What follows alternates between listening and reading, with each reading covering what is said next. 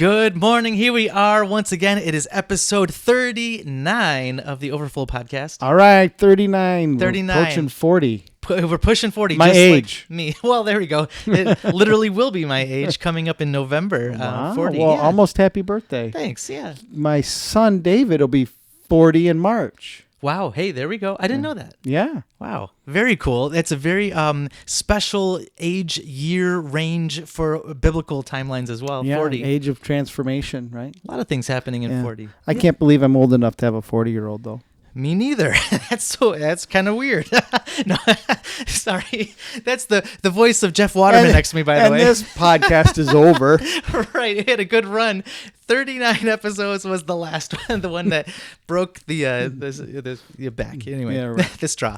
So here we are. All right, we're off to a flying start, A aren't little we? goofy this morning. Yeah, exactly. It was a full moon this week, so maybe we're full mooning it. That's right. I wanted to actually take my son. It was late last night. I was outside and I said, "Whoa, it is gorgeous!" And immediately I was actually thinking of Jacob, believe it or not, and all these.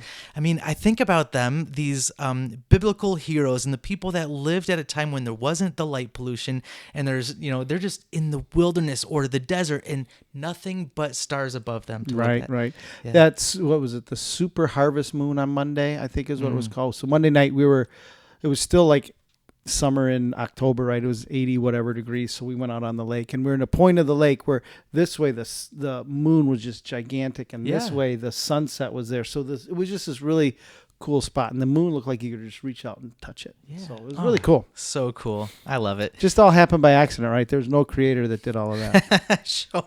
Sorry, That's a little another sarcasm. episode. Yeah, you're right. Yeah, that was sarcasm for everybody out there. So here we go. We are in episode 39 once more. This is right here, the voice of Andy Ferguson. Next to me, Pastor Jeff Waterman. Hi, Andy. Hi. Hey there. And here we are. We're confronting the past from this past Sunday. That was the Sunday service title, Promise Confronts the Past. We're continuing our Problem or Promise sermon series as we're just marching through the fall. Yeah.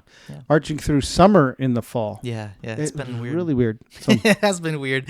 And so I guess the moon is kind of getting us because we're a little wonky today and the weather's a little bit weird. And it turned 60 and cloudy and rainy. So yeah. I don't know. I guess maybe we're rebelling. Sure.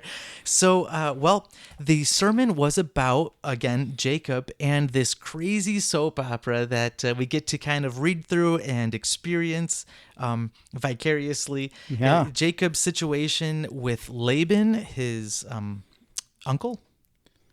Yeah. It's his mom's brother. Yeah, exactly. And then, of course, so the story with Leah and Rachel. Yeah, and this leads us to our question. Yeah, actually, you're right. We had a question today this week. Yep, the question was actually Wait, before you ask the question, okay, if any of you that come to the well are wondering just what do the overseers do, this is going to help you understand. Yeah, they make sure that you stay right on track. They do, don't they? Right. What are they thinking about on a Sunday morning? Is everything Jeff's saying accurate right now? And so the question was from an overseer saying, Jeff said that Jacob worked 6 years for each wife, but wasn't it actually 7? And then he referenced the exact biblical area. Still a very long time, however, 12 years or 14 years. And go ahead. So, yes, you are correct. Yeah. I had in my notes that Jacob worked 7 years for Rachel, so ended up getting Leah, and then 7 years for Rachel again, gets her, and then 6 years past that for Jacob. Now, if you go to chapter 31, verse 41, it says this: "These 20 years I have been in your house. I served you 14 years for your 2 daughters, 6 years for your flock, and you have changed my wages 10 times. Yikes. So yes, when I saw that in my notes, I just referenced 6 instead of 7. I made a mistake by a year for both girls. So, but I did say 20 years total. So I got the total right. I didn't get the breakdown right. I made a mistake. Thank you, overseers, for keeping me biblically accurate. So now, all of you listening to this, you can know that there are people making sure that what I say is biblically accurate. And if it's not, They'll call me on it. They let us know. That's right. So we got to be even more careful about what we say on this podcast, because sometimes we kind of flow off the cuff and just, right. We better be careful. Yeah. I think they're all watching though, because we'll get it. They do. Yeah, they do. Yeah, they do. So you had a few points on Sunday, and that was how basically God's promises, they do require us to confront our past, and we need to have a right perspective on, well, the things we're going through in order to then grow and mature. Right. Yeah. What's interesting about Jacob, we called this the soap opera, right? Yeah. The soap opera of Jacob. And it is. And you were saying as we were getting ready to record this that, there was, it was 20 years plus whatever the time was before Jacob went to Laban's house. Mm-hmm. So we get all of these, and we covered it in a 35-minute sermon. Right. It gets covered here in just a few chapters. Mm-hmm. But we're talking 20, 30 years. Yeah. Of time. A lot of detail missed, and we're trying to extract from that how that works. Yeah, that's exactly right. I was mentioning, before we started, that the Bible is so honest, and we do get this kind of soap opera effect many times over through all the different characters of the Bible. At the same time, though, there is a lot left out with that day in and day out struggle of yearly grinding your way for, well, it turns out to be another trick, or it turns out to be another, oh man. I just think about that verse I read. I worked 7 years for each daughter. And if you think about the first, he worked 7 years thinking he's going to get Rachel, only to get Leah, which he didn't want. Right. Poor Leah. Well, sure. And you don't find out until your wedding night or the day after. And you think about it, your wedding day is supposed to be a happy day, right? I was at a wedding over the weekend, and it was happy and it was fun, and two people, becoming married and all of that kind of stuff. And they were excited to do that. Could you imagine Leah the next morning waking up and Jacob going, I got nothing for you. I mean, man, that would be so hard. So then he works another 7 years to finally get Rachel. And then another 20 years or another 6 years after that, for a total of 20 years. Mm-hmm. That's a lot of days of grinding, as you say. Yeah. Yeah, and all the emotional turmoil, like Leah getting the amount of time it takes to get ready for a wedding, by the way, and then the planning that must have taken place. There's like a lot kind of behind the scenes we don't get to know about, which is really unfortunate, because this soap opera, it needs a lot more episodes. It does. It needs it needs like what Star Wars is, what Disney's doing with Star Wars. They're filling in all the gaps with the extra stuff. We need some gaps filled in here. Like, how did that work out? Yep. Absolutely. So do you think, Jeff, through all of the 20 years plus, having all that time to kind of like meditate and learn and think about what you did to your brother Esau and your father, and how you deceived and swindled and all these things, do you think that Jacob really grew a lot and matured a lot with these 20 years in it? Well, I think so. I mean, I think he came to the point where he was starting to understand what he did, because, that phrase that I read out of chapter 32, I had to work 7 years for each one of your daughters, and another 6 years for the flocks. And then you changed my wages 10 different times. Mm-hmm. He was a swindler when he swindles Esau out of his birthright for a bowl of chili. Basically, he swindles him out of his blessing as he disguises and takes advantage of his dad's blindness. And he finally goes to Laban, and he kind of meets his match, right? I mean, the whole 20 years, the different stories we read, they're like trying to swindle each other.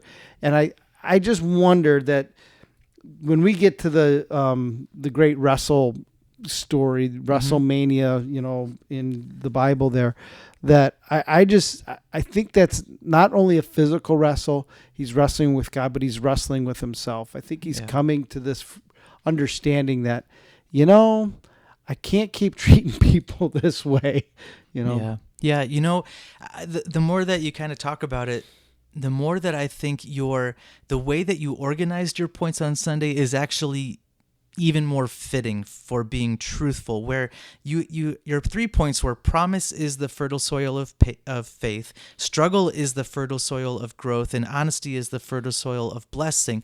Now, what you didn't say was that struggle or the promise or honesty is the route to those things. You just said it's the fertile soil for those things. And so what we're seeing is there's an opportunity for growth and maturity to happen. The soil is there and it's fertile for it, but there actually has to be like a coming to God moment, you know? Well, I'm glad you picked up on that, because as I try to wordsmith these things out a little bit in a way that's not so like, I don't know. I think people are pretty smart, and I love to put phrases out there that make them stop and think, like, what are the ramifications, rather than just going, here's what you should think, or here's what you should believe, or here's what you should learn. But that whole concept of fertile soil is it. God is always wanting to work to mature us, to grow us, and he's providing opportunity after opportunity. Every single day we have opportunities to grow. The question is, are we going to engage and let the process work, or are we going to try to subvert the process? Exactly. You're right. And so, well, then the maturity comes through the confrontation of these ideas, the confrontation, confronting your past, confronting the areas of struggle, and then learning from there, because then you've got your way forward. You have a way for reparation, for repairing to happen. You have a way for redemption, for things to be redeemed. You have a way for the restoration, for them to be restored, to work with it. I love the analogy that you mentioned with God wrestling with humans, and then the fact that, well, that man, the God figure, wrestled with Jacob all night long. Yeah, of course he had the full-on capacity to boing, and he's flying 1,000 miles away. Right. But the same way that we wrestle with our little kids and our little ones, we don't quite. If I wanted to, I could throw my son around the room, but I don't, you know. So I challenge him and I work with him, you know. But there's also this sense of understanding going on there, and so God wrestles with Jacob, and the outcome is, go ahead. Well, the outcome is he has to be honest with himself. Exactly. You're right. And I thought that was real interesting. I picked, this is the first time I actually picked up on this. Like everybody else, I've probably read this a gajillion times, right? And in 24, when it says, and a man, in chapter 32, verse 24, it says, and a man wrestled with him being Jacob, until the breaking of day. We often think that we wrestle with God. But oftentimes we don't realize that God wrestles with us. And you think about just that change in understanding. He's wrestling with us. It's not just he's sitting there going, "Hey, come to our spot," and we're pushing back. He initiates a lot of the confrontation. He initiates a lot of these things that bring us face to face with either events in our past, lies that we've chosen to believe in our past about who we are, our identity, or that. He wrestles with us just as much as we are wrestling with him. In fact, he initiates a lot of it. I hear a lot of Christians say, you know, when they're going through a tough time or whatever, the evil one, he's attacking me. Right. Could be. I'm not saying that the evil one doesn't.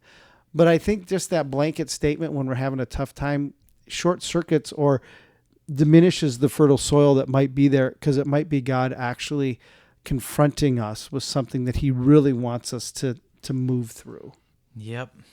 Man, you're so right. It requires, like you said, Jacob to have honesty about who he is. What's my name, right? By the way, now your name's going to be something different. Right. Yeah, that's very interesting there. And it requires owning that thing, whatever that thing might be. Go, okay, if you own it, if you're honest about it, whatever that confrontation, that struggle, the thing of the past might be, then you then have a way to move forward. You also then have a way to release that thing, to say, God, I'm giving this up to you. I've owned it. I've taken responsibility for this. I've made my choices, but I've realized the path that was leading, and I don't want that anymore. Let me then seek you. Let me pursue you. Let me ask, seek, knock, that whole thing, you know? And then guess what? It secures God's blessing. Well, yeah, look what happened. He says, I'm not the man. Most people believe it's a very early incarnation of Jesus, but the man says, let me go. And Jacob's like, I'm not letting you go until you bless me, right? Yeah. And there has to be this letting go, this trusting that God's going to continue to work. And, you know, when he says, what's your name? Jacob at that moment has to say, I'm a swindler. Yeah. I'm a manipulator. Esau is very angry with me. The last thing I knew, Esau wanted to kill me. and he has every right to be upset with him. Yeah. I literally swindled him out of his birthright over a bowl of soup. I literally deceived my father to steal the blessing. Mm-hmm. Yeah, I wronged him. And sometimes if we're just honest enough with that, that's when healing goes. I love the picture at the end of this story. And it's in chapter 33. It says, "And Jacob lifted up his eyes, and behold, Esau was coming, and the 400 men with him." And I'm sure Jacob thought the 400 men were there to kill him. Yeah, for sure. So he says, so he divides the children among Leah and Rachel and the 2 female servants, and he puts the servants with their children in front. Right? So he's like, look at my kids. Don't hurt me. Right? I mean, you could just see this. What a coward. Yeah. Right? I mean, what a coward. Put your wife and kids in front of you so you don't get creamed. Right? Yeah. And he sent out in front, and Leah with her children, Rachel and Joseph last of all. He himself went on before them, bowing himself to the ground 7 times until he came near his brother. But Esau ran to meet him and embraced him and fell on his neck and kissed him, and they wept. What an amazing... I mean, you could just see Jacob's like, okay, I'm sending these people out, and I'm setting them all up, and I'm bowing, and I'm doing everything I can. And what's Esau do? Just loves on him. Loves him. The key thing here is that sometimes we're in a situation where we feel that relational breakage is so bad. There might be a stirring in our soul to maybe call that person, talk to that person, maybe reach out to that person. But the fear of either that we've wronged them or whatever is so great we don't do it. Mm-hmm. What we have to understand is God is not working only on one side of the equation. He's working both sides of the equation. Yeah. That takes some faith. And he was working the Esau side of the equation. Mm-hmm. He must have been. A change of heart happened at some point. At some point, we don't know when. We don't have that part of the soap moment opera. Yeah. in this. That's another episode we could put in, maybe maybe 32A chapter, right? The story of Esau's past 20 years. Right. Where's that book? Yeah. But just this once we're honest with ourselves, and then we're honest with others, I think that opens the door for the blessing of what God's trying to do to redeem and restore all of our relationships. Yeah. And Esau, I mean, now that I'm thinking about it, I thought about this on Sunday too a little bit. He must have been quite a man / even a leader to have 400. We don't even at the well. I mean, like we lead some people, but to have 400 accompanying you on a long journey somewhere to go and meet somebody, possibly to even go to war with that person. Right. You've got to be a pretty good leader, encouraging, a good rallier of people. Right. And so I read one commentator said, Jacob swindled him out of his blessing. And so at that point, Esau probably thought, there goes all my money, there goes all my resource. Well, it's apparent that somehow, some way, he probably earned that and more, that God had given him even more. Because this thing isn't about, I think sometimes, this just came to me, this is my extroversion coming out. We often think so materialistically. Mm-hmm. Like life is so materialistic. So Esau, I could just put myself in Esau's shoes, and I get my dad's blessing is taken. I'm not going to get any of his stuff. And I think, oh, that's it. I'm going to be poor. I'm going to be broke. I'm going to rah. That was my shot. I don't have any other shot. And it's almost like God says, you really think that one guy's possession is that big of a deal to me? I can do that 10 times over. We often live in such a materialistically impoverished mentality that we forget that our God, our Dad, is the King of Kings and Lord of Lords, and He created everything that's here. A few thousand, $100,000, $1 million it's nothing to Him. Yeah. And our God is a God of justice, and so He has every capability to turn an unfair situation to being a blessed situation. Right. And absolutely. I'm sure it required persistence. We know that it required persistence, at least through what we've seen and read through Jacob's time of working and trying and working and talking with God and wrestling with God through the whole thing. I'm sure then as well, Esau must have had some persistence there. And it took that integrity and working faithfully for God then to release blessing upon each of them. Right. I wish that we could get to see Esau's side of that story. I would love to see Esau's side. I'd love to see what his journey was all the way through those 20 years that Jacob had been gone, and the realization and the God moments that he has. We see different God moments that Jacob has, but we don't see those in Esau. And it's apparent that God was working on Esau. Yeah. He's always working, and it requires that change of perspective from the world-centered view that we always seem to have, very materialistic, and then we take that and we go, okay, well, the other side of that would be to set your mind and your thoughts on things above and not on things of this world. And guess what? The response of that, the promise of that, is that peace then comes to that person, and the God of peace can dwell with them. Go ahead. Yeah, if the promise of God is that he's going to grow us, and the promise of God that he is going to be for us, if the promise of God is that he's going to work all things out to the good for those who believe and trust in him, if the promise of God is that he's going to walk with us and be with us always, even till the end of the age, if these are, and lead us into truth and bring back to remembrance all that he's taught us, if that's the promise, then if we live into that, and even with the parts, with the relational breakage we have, with the financial struggles we have, with the health struggles we have, if we live into that, we know that at the end of the day, God is going to be the one that's going to work this out. The blessing is coming because he's promised it.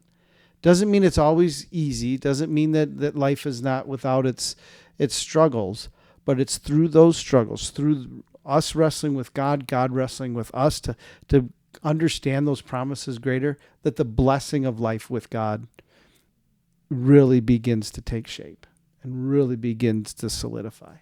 Yeah, and that right there is a great wrap up for this episode 39. It actually leads perfectly into our next week's sermon. You're not going to be here for I it, am actually. not. I'm going to be on vacation. Yep, the next couple weeks. However, that doesn't mean you guys are off the hook. Come on Sunday. That's right. Yeah, Pastor Matt. The smart people are going to actually be teaching. The ones that actually know 7 and 6 and all of that kind of stuff. But so one of the reasons why what you said was such a great wrap up and a great segue to the next week is because you're talking about God's promises. And literally next week, we're talking about how, okay, the story of Joseph, and he says to his brothers, you guys meant this thing for evil, but God worked it out for good. Right. And that was, again, with Joseph doing the same exact thing Jacob is doing here, acting with integrity, working faithfully, having honesty as well about who he is and what's he doing, as well as being literally abiding with God throughout the whole process, having faith throughout the whole process. Yeah, I'm kind of bummed that I don't get to teach this one because it's one of my favorite stories in all of the Bible. I think I said that this past week, that the story of Jacob is one of my favorites, and the story of Joseph, because I love where Joseph starts the journey. Mm-hmm. Hey guys, check out my dreams. Y'all bow down to me. Isn't that great? And he's wondering why his brothers want to sell him off into slavery, right? Like, who is this guy? Yeah. And then coming back to the very end, understanding why God was doing what he was doing, and the growth he has through the time with Potiphar's wife and in jail, and then now dealing with Pharaoh. The growth of Joseph is really fun to watch. So I'm kind of bummed I'm not going to be here. But Matt's going to do a great job. I have no doubt about that. And so we'll pick it up. I'll have to pick it up on YouTube. Yeah, and learn what insights he has. And then 2 weeks from now, I still won't be here, and you're going to be up on the big seat. Yep. So yes, Matt Bruner is going to be handling Genesis 37 through 45, which is that whole Joseph story right there, and I'll be tackling Exodus 3 and 4, which is the burning bush and Moses. Yeah, another great story. Yeah. Wow, you guys get good ones. Well, you planned it out. So, thank you. Yeah, very good. So, hey, guys, that's it for this episode right here of the Overflow podcast. Please join us this coming Sunday. It'll be 10 o'clock in the morning here at the Well Church in Brighton, Michigan. It's been our pleasure hanging out with you guys. And, well, if you have any other questions, feel free to leave them in the comments. They are activated. Everything's ready to go. Awesome. So, yep, we're looking forward to hearing from you guys. Thanks so much for listening. Enjoy the rest of your Thursday. Have a great day.